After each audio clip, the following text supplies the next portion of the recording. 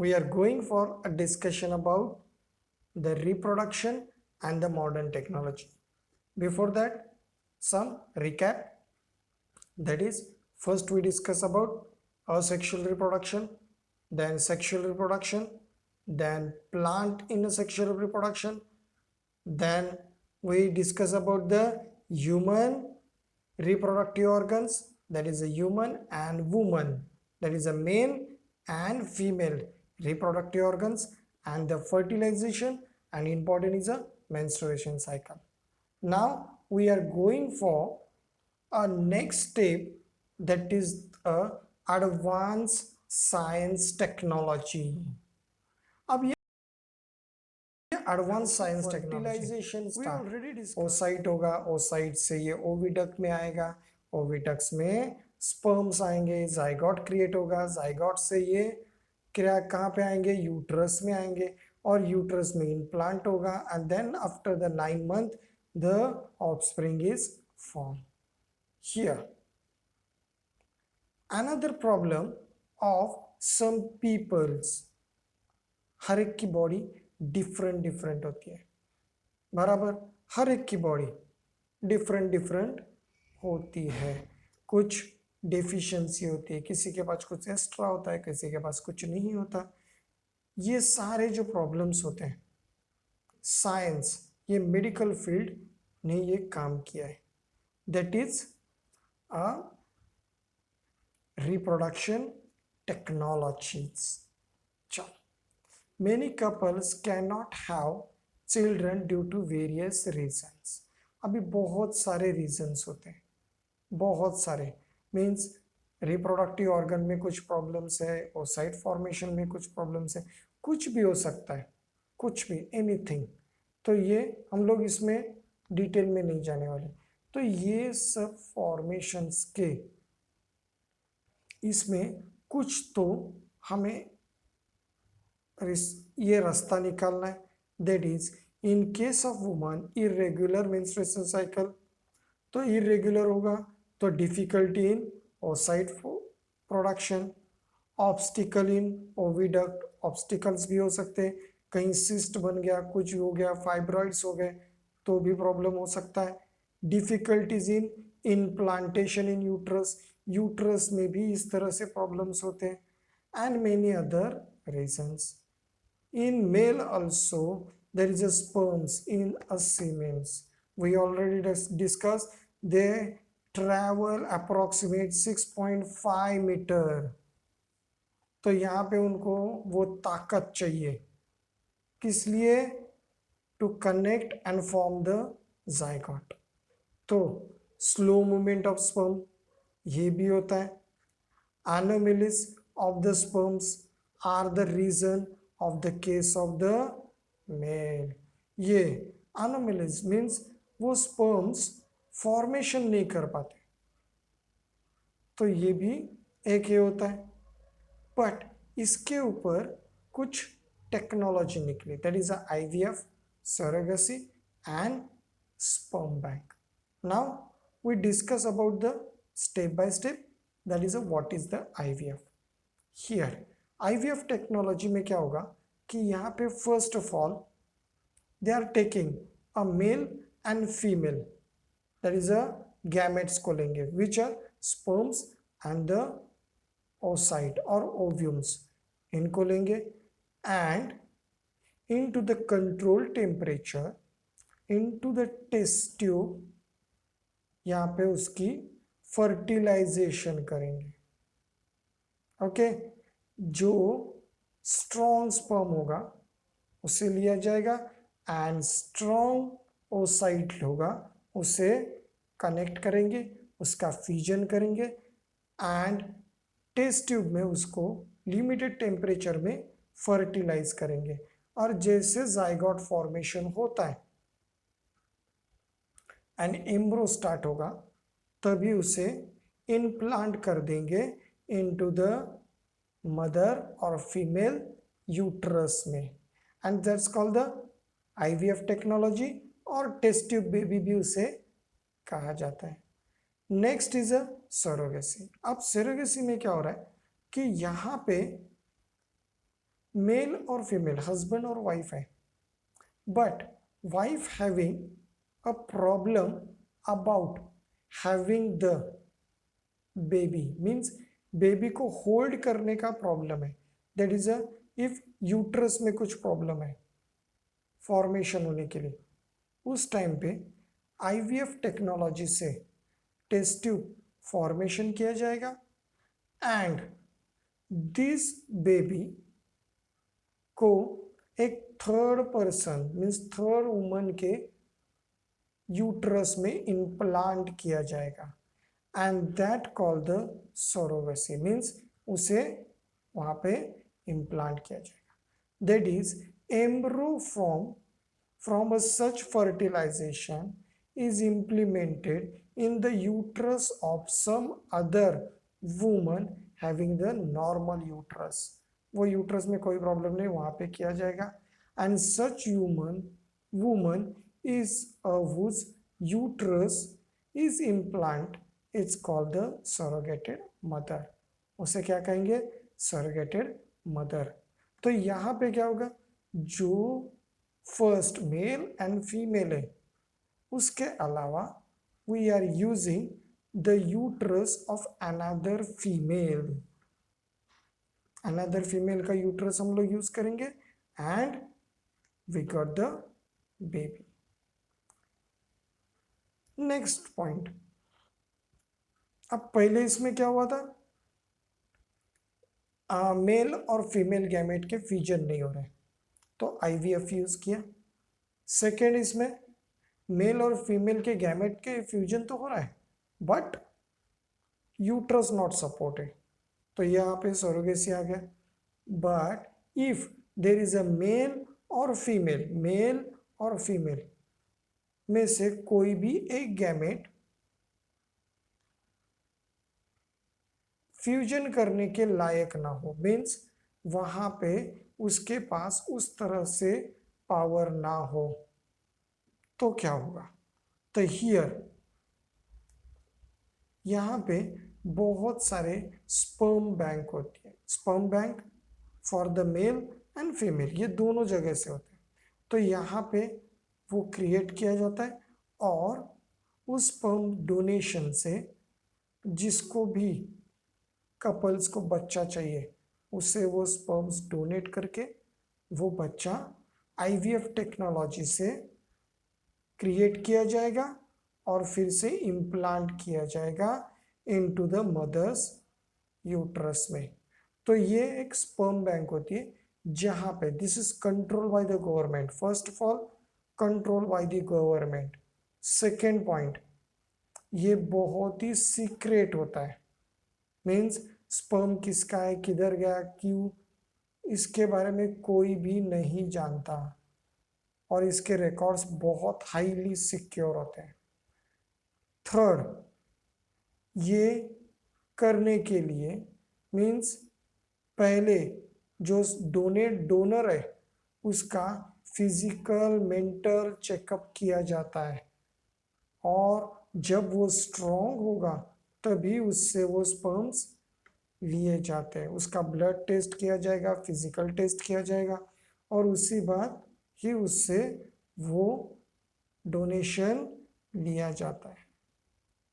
Clear, that is a sperm banks. Next, turn your page. चल, here is a twin. अब twins कैसे होते हैं, तो इसका एक प्रोसेस है। चलो, अब हम लोग ने देखे हुए एम्ब्रो डेवलप हो रहा है यूट्रस में, बराबर, एम्ब्रो डेवलप हुआ, ओविडक्ट टू यूट्रस में आ गया और ये स्टार्ट हुआ। बट ट्विन्स कैसे हो गए, तो यहाँ पे दो प्रोसेस आ गई, that is the monozygotic and dizygotic twins. Monozygotic and dizygotic twins, ये दो प्रकार के सिस्टम मीन्स ऑपरेशंस हमारे बॉडी में होते हैं, मीन्स वुमेन्स के बॉडी में होते हैं। अभी मोनोजाइगोटिक ट्विन्स कैसे फॉर्म होते हैं, एम्ब्रो फॉर्म होगा, सिंगल एम्ब्रो है, एम्ब्रो क्या है, single, here is a single एम्ब्रो है, and during the early period of embryonic development, that is a 8 days formation of zygote, cells of the embryo divide into two groups.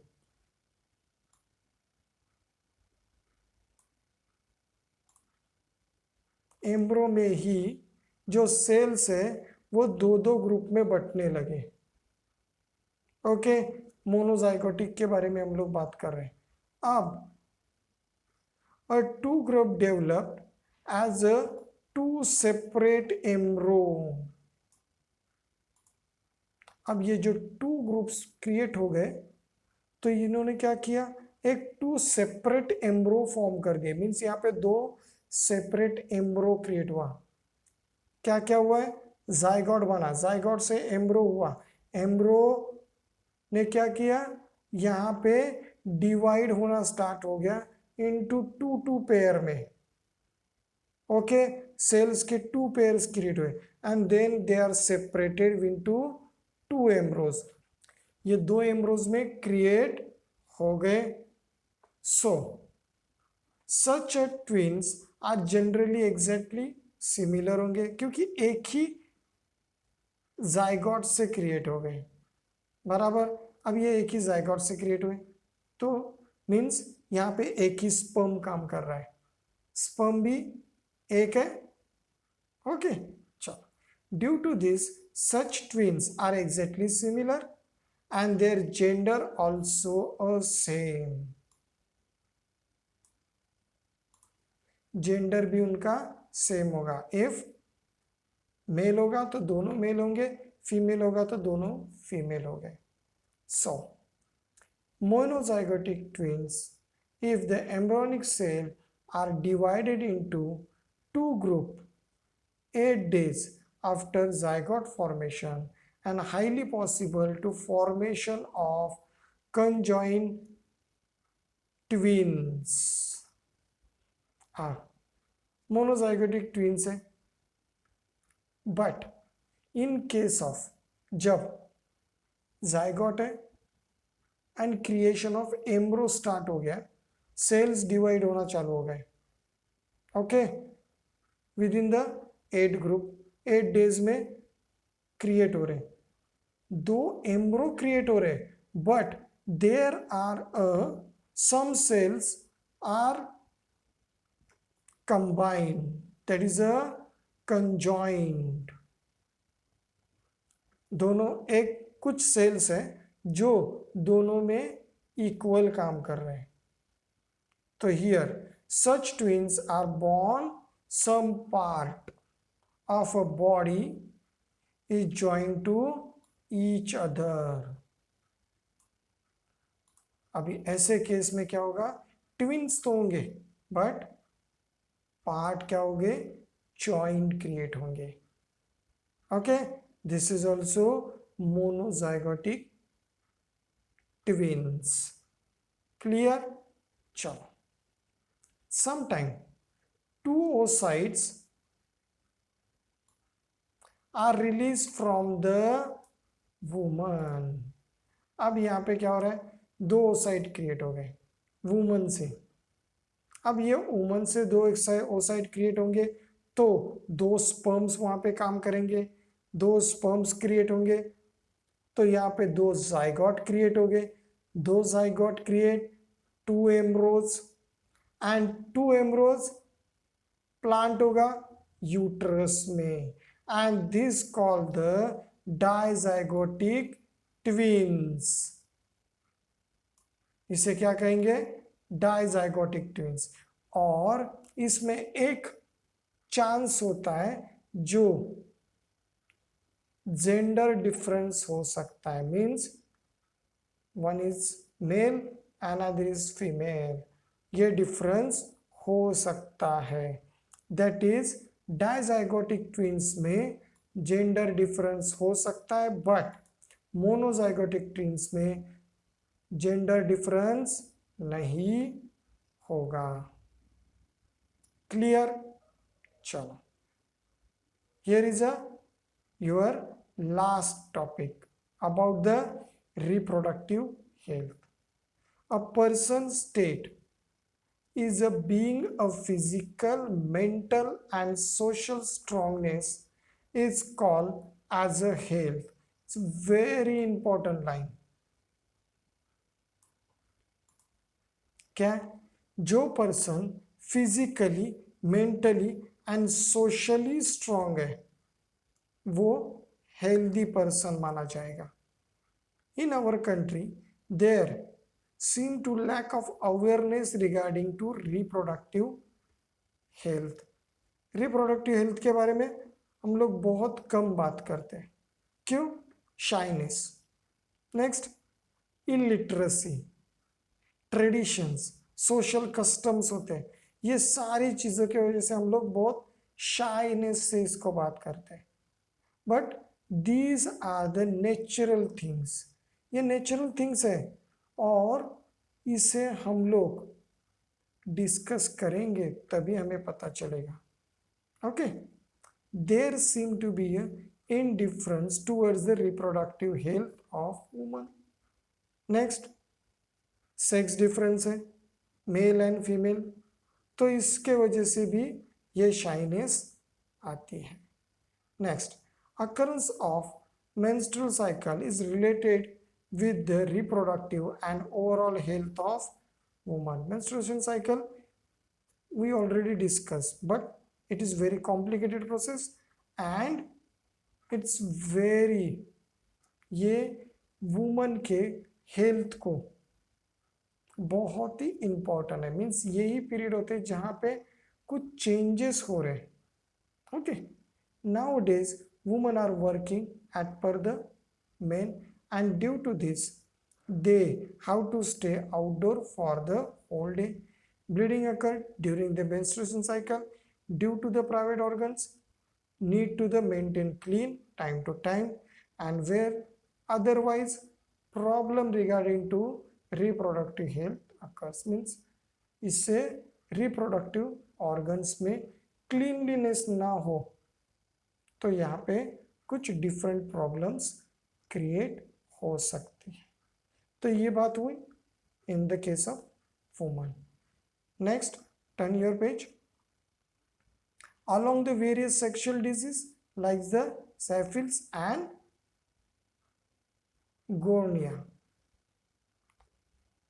Okay, there are the different sex disease होते हैं because of the bacterial infection and they are very much infective. Means इससे pen भी होगा और ये infection हमारे body में transfer होने के लिए टाइम नहीं लगेगा because these are the connected with the blood vessels. ये हमारे ब्लड वेसल्स के साथ कनेक्टेड है और ये बहुत सीवियर हो जाता है. That is a some rashes आएगी, फीवर आएगा, इन्फ्लेमेशन होगा, जलन होगी. ये सारे सिम्टम्स होते हैं. इसीलिए हमें हमारे रिप्रोडक्टिव हेल्थ को परफेक्ट रखना है. That is a clean and healthy रहना है. Another point is a population explosion. From the 1947 जैसे हम लोग आज़ाद हो गए उसी से हमारा जो पॉपुलेशन रेट है वो भी बहुत हाईली इंक्रीज हो गया, बहुत स्पीडली इंक्रीज हुआ. पहले तो थोड़ा कम था पर अभी ये बहुत इंक्रीज हो गया. अब इसे कंट्रोल करना ज़रूरी है. That is family planning. और फैमिली प्लानिंग के लिए बहुत सारे ऑप्शंस होते हैं और वो हमें यूज़ करने चाहिए फॉर आवर नेक्स्ट जनरेशन. हमारे नेक्स्ट जनरेशन के लिए भी ये रिसोर्सेस रहे, इसलिए हमें ये सब करना चाहिए. चलो, here and this chapter. Now we already discussed and summarize this chapter. You like this? I hope you understand this chapter because this is very important biological chapter. We will meet again for the next chapter. Till then, please subscribe my channel, like, and don't forget for bell. I'm giving you or making a new videos about your educational purpose. Even